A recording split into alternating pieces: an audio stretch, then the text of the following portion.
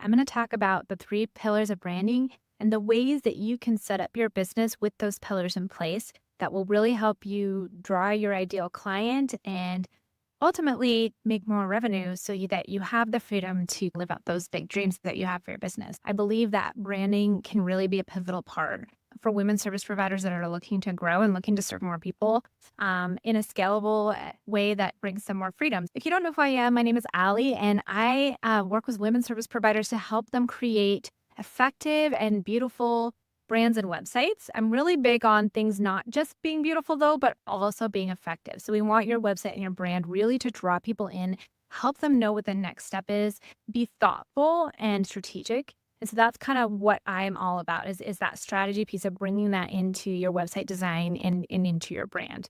So when I talk about branding, I know there's a lot of different ideas about what that is. And so I just want to clarify, when I'm talking about branding, I'm not just talking about your logo or fonts or colors. Those are certainly little pieces of your brand, but it's a small part. It's much broader than that. Branding is more than just a couple of the aesthetic things. It is your voice, your message, it's your values and how you incorporate that into your business.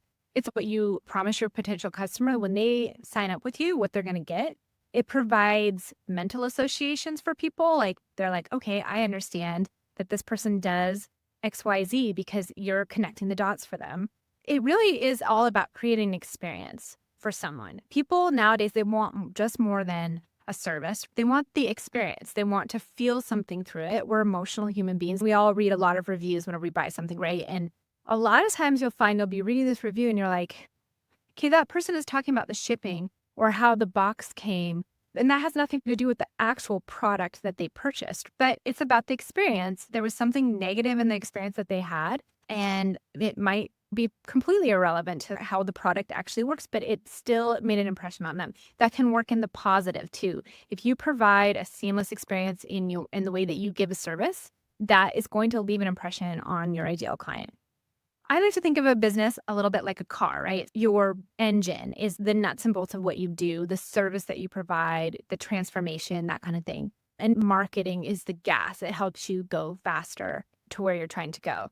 But branding is really the interior. It's the seats and the leather, or maybe it's, bucket seat, whatever that looks like. If you don't have a strategic brand, it's a little bit like trying to drive a car without the seats. Now, it's possible to do that, but it definitely is not as comfortable, and it isn't an experience that people will seek out. My dad had an old Ford truck back when I was young, and it didn't have any seats. So we would sit on these cinder blocks while we were driving through town. And again, it worked fine, but it wasn't very comfortable. It wasn't the truck we were going to take on a road trip. That's the thing about having a car without seats. You're not going to convince a lot of people to go on a road trip with you. That's part of what we're doing. We're inviting people into our world. We're inviting people into that experience. So we want to make sure that it is comfortable. So branding is really just a more efficient way to do that. It's a more efficient way to book more clients and make money. So here I want to dive into the 3 pillars that I mentioned. Pillar number 1 is target market. This is the group of people that you are most excited and best suited to serve. And there's really kind of those 2 sides of that. Number 1, you want to enjoy it. You don't want it to be a drag. And I think we've all been there where we've booked a client and for whatever reason, you just don't click with that client. Things are hard. Maybe they're really high maintenance. Maybe they kind of talked you down on price and now you feel frustrated about that. You want to be excited about this group of people that you're serving, and that you want to enjoy that relationship, because ultimately it is about relationship. So that's one side of it. But then you also want to have an element of something, whether it's in your background or you just have a knack for something that really helps you dig into serving that person. Maybe you're a copywriter that has a science background, and so you're really good at writing copy for businesses that have tech or science in their background, and you're good at helping them break complicated, jargony things down to make more sense in layman's terms. Maybe that's the niche that you end up with, is serving that scientific community, because a lot of them really have a hard time communicating things in more of a layman's term that everyone can understand. And so you're kind of that bridge that helps. So that's just an example.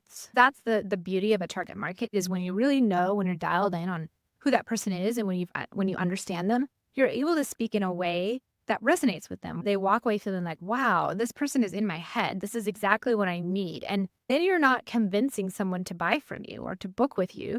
It's just a natural output of the relationship. It's building that relationship in the way that you've spoken to them. I started out serving anyone and everyone. That's natural when you first start. And then over time, I realized I was attracting a lot of clients that weren't my perfect fit. And I was having to know all of this stuff about all kinds of businesses and adapt all my services. My process was clunkier and it wasn't as fun. It kind of leads to burnout. But when I got really clear on who my target market was, and it's something that's evolved over time, so I've gotten more and more specific, then that's when I started attracting more of the clients that really light me up, that I have fun serving, that it's like this really great positive experience. And it's not so hard to find them and book them anymore. Pillar number 2 is your message. And so this is all about coming up with like those core things that are really pivotal to your business that you talk about again and again.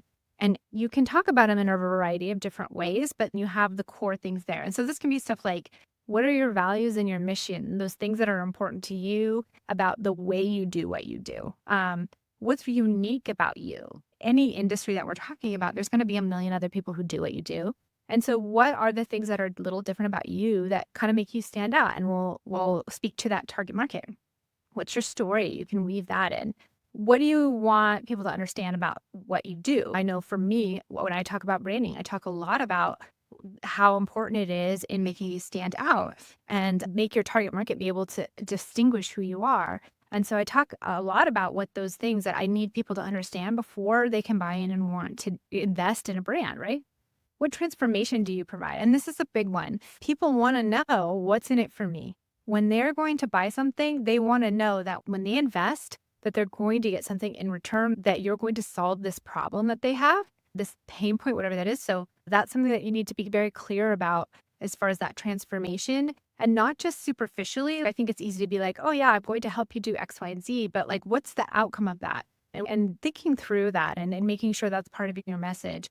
And again, you'll take these core messages that you have and talk about them in a variety of different ways from different angles, again and again in your marketing, on your social media posts, in your emails, on your promo threads, whatever that looks like. So that's pillar number 2. Pillar number 3 is your aesthetic. And so this is what most people really think of when they think of branding. So these are things like your fonts, your logo, your colors, the style that your brand has. And this is an important element, but I think a lot of people do branding backwards. Like they start with aesthetics. And really what you want to do is start with your target market and your message, and then make sure your aesthetic supports those two things. That's when you'll find that it's really effective, that it's actually drawing clients, that it's actually making an impact in the bottom line of your business, is when these aesthetics are in place, are strategic. Because we as human beings, it's amazing. We absorb visual information in like 50 milliseconds. It's really fast. So we will come to a website or come to a social media feed or whatever it is, and we've already processed a lot of this data and made a first impression. And that first impression is powerful. And we're moving really lightning quick these days. We aren't stopping to absorb a lot of information. So we want to make sure that that aesthetic does appeal to our target market, that it does support the message that we want to serve, because we just have that lightning moment to make that connection. So that's the power of really well thought out aesthetics. Colors, for example, have a lot of psychology tied to them. We come away with certain impressions without even really realizing it. That like blue means trust and reliability. You'll see that a lot with banks.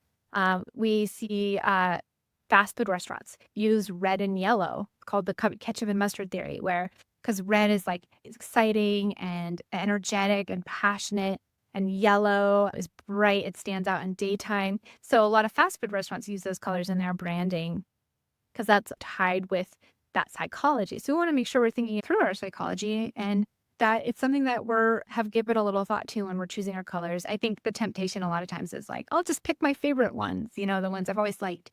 I don't want you to hate your colors. I also think that that's not the most effective way to choose colors in your brand. You want to make sure that you're keeping that message in mind. So those are some of the things to consider when you're looking at aesthetic. But when you go into the process of forming that aesthetic for your brand, one of the things I have clients do, or that I teach in some of my challenges, is that you want to kind of come up with your brand personality. What are the words that describe this personality that you want your brand to have. That could be like luxurious or vintage or funky or earthy. And those can mean different things to different people. That's where things like a mood board can come into play. And a mood board is really just a collection of photos that help create the visual picture of what style you're going for. And it gives you a good guideline as you're creating things for your business. Mood boards can be a really great, effective tool to help you set the baseline for the aesthetic of your business.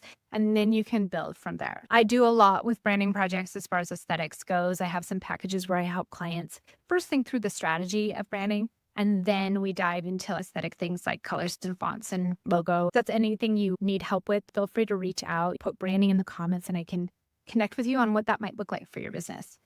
So as you're thinking through these 3 pillars, there's 3 things that it's good to keep in mind. Number 1 is clarity. Clarity over clever wins every time. Well, a lot of us feel like we have to be different, so we have to come up with these catchy things that are hard to understand, and then they don't really resonate with anyone because people don't really get it.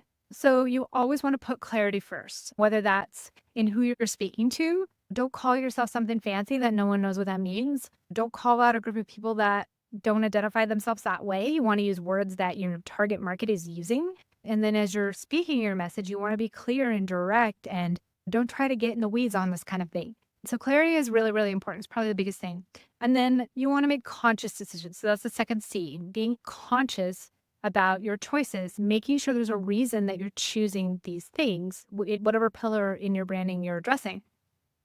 And then the third thing is cohesive. So you want these pieces to fit together. You don't want things to conflict. If you are a yoga teacher and you teach yoga classes online and you want your brand to have this message of relaxation and health and be soothing, then maybe red and yellow aren't the best choices for you because those colors would conflict, right? So that's just an example. It's not enough for things to be pretty. Of course, when I do brands, I love making beautiful brands. The biggest thing is for them to be strategic. And in order for them to be effective, that really needs to be in place. That's why I teach a lot about these pillars and how when you start thinking through them, you'll find that your business naturally starts to stand out to the person that you're meant to serve and that you are most excited to serve and that you're best suited to serve. So we want to help you work with less clients who drain you and are high maintenance and maybe aren't like a great fit, and instead really draw those clients who light you up, where like your zone of genius. So you can be working there and really be more confident that you're giving your clients this amazing result that I know you have in you as a service provider.